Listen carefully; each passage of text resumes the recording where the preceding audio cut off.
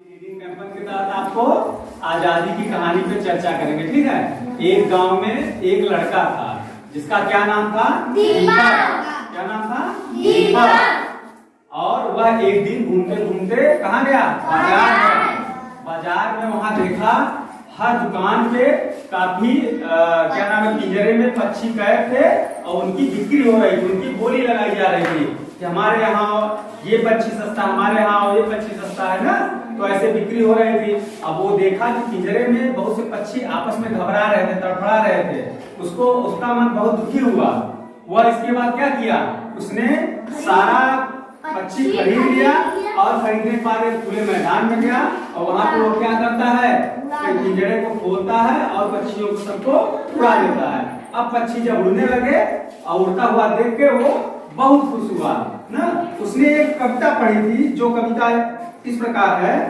सबसे पहले मेरे घर का अंडे जैसा था आकार, तब मैं यही समझती थी बस इतना सा ही है संसार। फिर उड़े हम आसमान में पंख फैलाए, तब समझा इतना बड़ा है संसार।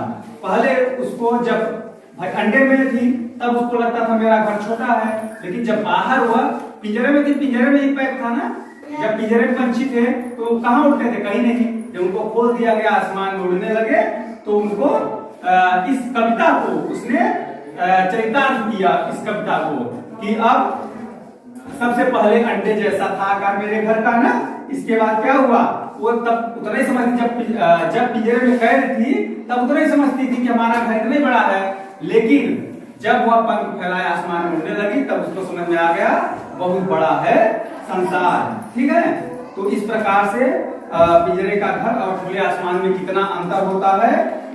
ठीक है।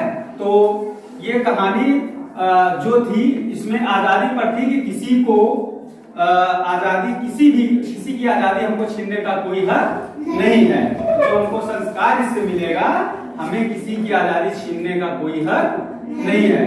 तो कविता कहानी आप लोगों ने सुन ली। कहानी कोई चीज से पूछा जाएगा, बता लेंगे? हाँ बताइए। एक गांव में जो एक लड़का रहता था उसका क्या नाम था? दीपक। एक बार वह कहाँ गया? बाजार में उसने क्या देखा? पक्षी को कहाँ देखा उसने? पिंजरे में कैद था ना। उसने क्या किया? सभी पक्षी को उसने खरीद लिया। खरीदने के बाद क्या किया उन्होंने? सभी पक्षियों को आजाद कर दिया।